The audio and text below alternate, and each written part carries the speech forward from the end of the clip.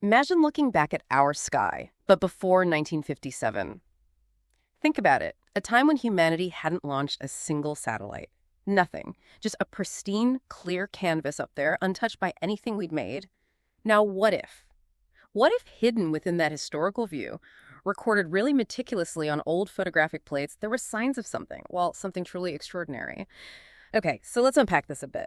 Today, we're diving into some pretty groundbreaking research. It's definitely sending ripples through the scientific community. And, the whole conversation around UAP, unidentified anomalous phenomena, our mission, really, in this deep dive is to explore the peer-reviewed work of Dr. Beatriz Villarroel. She's an astronomer. And her team, well, they've uncovered data suggesting constructed technology in space. Decades, literally decades, before humanity put anything up there. It's a profound challenge to what we thought we knew. It really is. And what's truly remarkable here, I think, is how Dr. Villarroel has approached this. She's a researcher in astronomy at the Nordic Institute for Theoretical Physics. Very credible. And she's combined this meticulous historical data, these old records, with really cutting-edge analysis. She leads two key projects. VASCO, which looks for vanishing and appearing sources over like a century, and the ExoProbe project.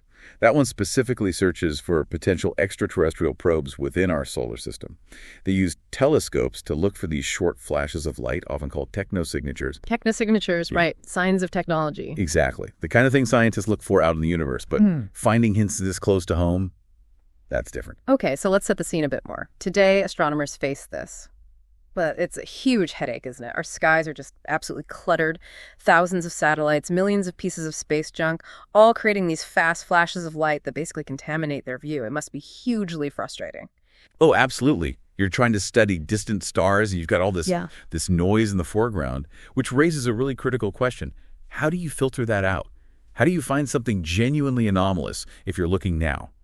Dr. Villarroel and her international team, they found this really ingenious solution. They went back in time, essentially. They scoured old photographic astronomical glass plates, specifically from the Mount Palomar Sky Survey taken in the early 1950s. The key being this was before Sputnik in 1957. Precisely. Before humans launched anything. So the sky back then was genuinely, truly free of our clutter. It was a clean slate. And these plates, these historical records, they were digitized. Yes, exactly, which allowed for these incredibly precise digital searches. They were looking for what are called transients. Transients, Yeah. So fleeting things, objects that appeared and then just vanished. That's right, fleeting objects, things caught on maybe one plate, but not on plates taken just before or after. It's like having this perfect time capsule of the sky, untouched by our modern space junk, just waiting for discovery. And Dr. Villarroel did find something earlier, didn't she? About a year ago. Yes, there's a preliminary discovery. Back in April 1950, the data showed 9 separate light sources appearing on these plates. They weren't there before, they appeared, and then they vanished. No explanation, just gone. Objects clearly in orbit, caught on camera, and then nothing. And if you connect this to the bigger picture, it gets even more intriguing. Some of these anomalous objects, these transients, showed up around the same time as one of the most, momentous UFO or UAP events in history. We're talking about the 1952 Washington, D.C. flyover. Right, the D.C. flap. Multiple craft seen, tracked on radar, military pilots involved, a huge event. Exactly. Multiple witnesses, radar confirmation, the works. So finding unexplained lights on astronomical plates from around the same time, it naturally raised the possibility of something technological, something artificial. Maybe. Not human. Okay, so that brings us to the new paper. Building on that earlier work. It's titled, Attractively Aligned Multiple Transient Events in the First Palomar Sky Survey. It's a preprint right now, but it dives much deeper. Her team analyzed nearly 300,000 of these transient events from the pre-satellite era. And this is where it gets really interesting, isn't it? It really is. They've made several, I'd say, profound findings. One key piece comes from Stephen Brew at Vanderbilt University. He analyzed about 100,000 of these transients, and he found something quite surprising, a correlation, a statistical link between these pre-Sputnik transients and, get this, historical nuclear bomb tests. Nuclear tests, wow. And also those prominent UFO events, like the DC flap we mentioned. The statistical probability of this correlation happening just by chance. Incredibly low. It's what scientists call a 3 sigma event. 3 sigma. So highly unlikely to be random coincidence. We're talking very improbable. Extremely improbable. Yeah. Think of it like flipping a coin and getting heads maybe 20 times in a row. Oh. It's statistically significant. Now, correlation doesn't automatically mean causation. You have to be careful there. Of course. But it shows a real, highly unlikely connection that you can't just easily dismiss. So not just coinciding with UAP events, but with humanity's biggest, most powerful actions are nuclear tests. What does that specific correlation suggest? If these are technological, what might that imply? Well, that's the million-dollar question, isn't it? Yeah. It strongly suggests these objects, if they were artificial, were potentially aware of or perhaps even interested in these pivotal high-energy moments on our planet, or maybe somehow connected to the energies being unleashed. It certainly points towards something more than just random natural phenomena. It suggests observation, perhaps. Okay, so beyond the correlations, they also found something else visually striking: aligned events. Yes, exactly. Multiple aligned transient events. Dr. Villarroel describes them as multiple point-like lights, perfectly aligned, and critically visible only in a single long-exposure photograph. Imagine seeing like several tiny dots of light in a perfect row on one picture. Just a straight line of lights. A straight line. And the statistical unlikelihood of that happening randomly is also remarkable. Yeah. In one case, they highlighted the probability of those points aligning like that just by chance along the observed band was about 1 in 10,000. 1 in 10,000. So highly improbable again. What could cause that alignment? Well, it suggests either a formation of objects flying together, or perhaps more likely, according to the paper, it could be solar reflection off a highly reflective artificial material, something very flat. Like a mirror or a solar panel. Exactly. Something that catches the sun just right to create that glint. And they found a specific example tied to that DC event again. Yes, candidate 5. It had 5 aligned points.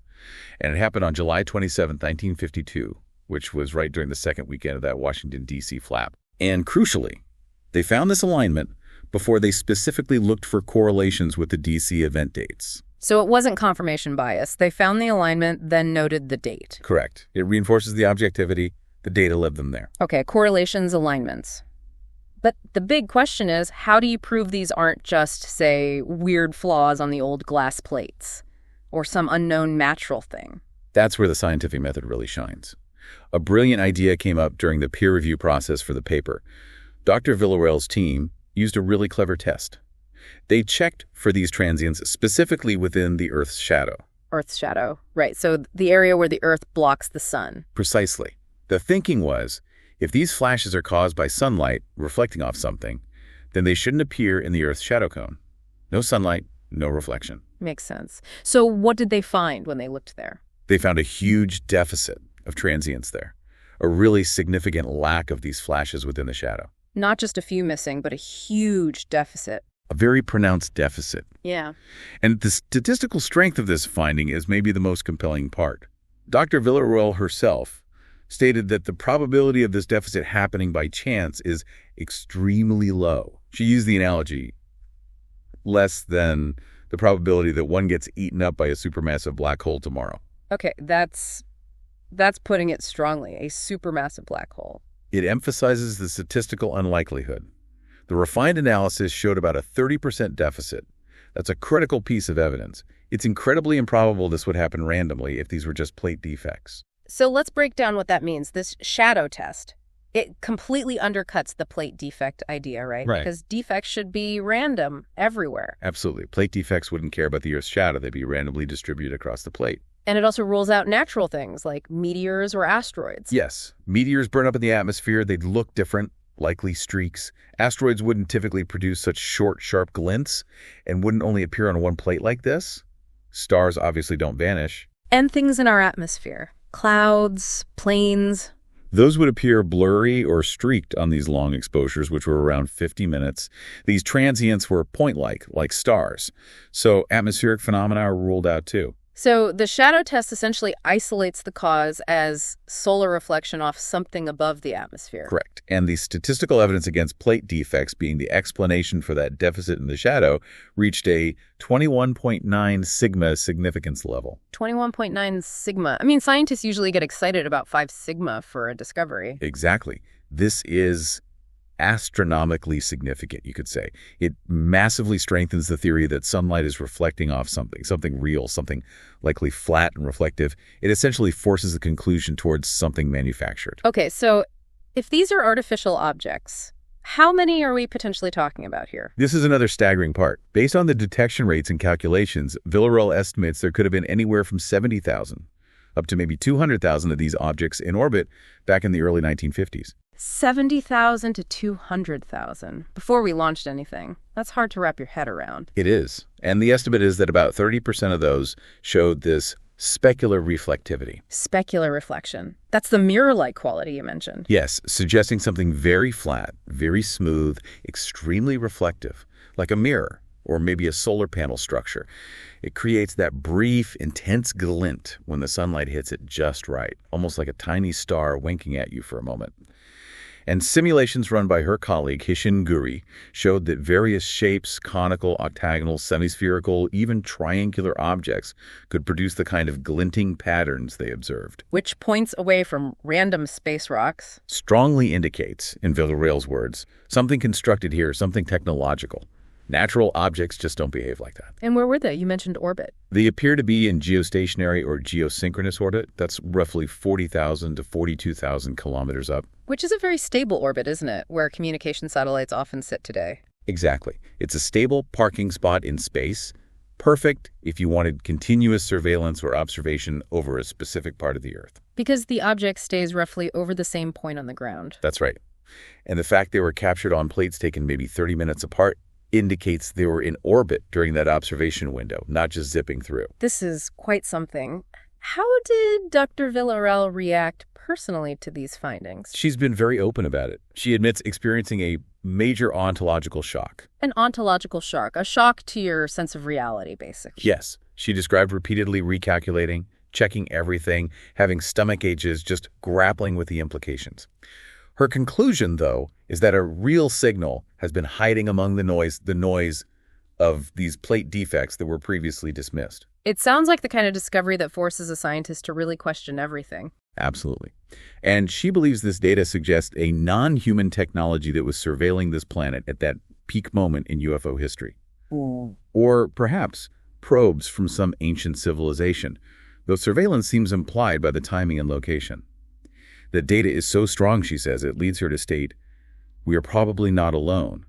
Or even more profoundly, we are never alone. That's a huge statement from a mainstream astronomer based on peer-reviewed data. But with claims this extraordinary, you have to ask, why hasn't this come out before? Why the resistance? That's a critical point Villarroel addresses. There's a significant, long-standing stigma in the astronomical community regarding anything related to UAP or a potential non-human intelligence. She fully expects aggressive debunking of this preprint paper, not necessarily because the methods are flawed, she stands by those, but because the results are so controversial. They challenge fundamental assumptions. And there's historical context here, too, isn't there? You mentioned Donald Menzel earlier. Yes. Villarroel's previous research uncovered that situation. Menzel was a prominent Harvard astronomer and a notorious debunker of UAP, especially the 1952 DC flap. Later, he apparently ordered the destruction of certain Harvard photographic plates and logbooks from that era, and sky surveys were halted for about 15 years. Officially presented as coincidence, perhaps, but the timing is intriguing, given what this new research is finding on similar plates from the same period. It adds a layer, suggesting a potential historical pattern of resistance or perhaps even suppression of this kind of data. So if these findings hold up, what does it really mean? It implies that statistically significant, scientifically rigorous data suggesting something artificial was in geostationary orbit, right when major UAP events and nuclear tests were happening. It's just been sitting there, overlooked or dismissed for 70 years. Villarroel even speculates. Could countries like the US and Russia, with their classified space surveillance networks, already know about some of these things? These systems track objects in orbit, including uncorrelated targets, things they can't identify. And a lot of known objects today are in that same geosynchronous altitude range. She really emphasizes that the science is starting to back up the claims made by credible people, like those from the Pentagon, doesn't she? That this needs serious attention. She does. She says we need to do many, many tests, and critically, not just discuss anymore, is there something? Because there certainly is something. She seems committed to presenting her findings honestly, even if it ruffles feathers in the scientific establishment. And her final assessment of the evidence. For her, the data points towards potentially hundreds of thousands of unidentified glint-producing objects that may still be there in high orbit. Still there. Okay, so wrapping up this deep dive, What have we really uncovered here? We've looked at compelling scientific evidence rooted in meticulous analysis of historical observations from before the space age. Evidence suggesting, well, the potential presence of a vast number of artificial, technological objects orbiting Earth in the early 1950s, a time when we, humanity, had absolutely nothing in space. Zero. And this data isn't just random. It correlates strongly with pivotal events on Earth, nuclear tests, major UAP sightings, and is backed by rigorous statistical analysis, particularly that Earth shadow test, which seems to rule out natural causes or simple plate flaws. Which leads to the unavoidable, really profound question. Exactly. If something non-human, something artificial, was potentially observing our planet, surveilling us during such a critical time in our recent history, what does that mean for us? For our past, our present, our future? Are they still there? It's a discovery that really shakes our foundations. It demands serious, open-minded investigation, moving beyond the old stigmas. Definitely something for all of us to think about long after this conversation ends. Thanks for watching our breakdown of this interview. What do you think about the possibility of technosignatures being proof of alien technology? Let us know in the comments below. If you enjoyed this video, don't forget to like, share, and subscribe for more content.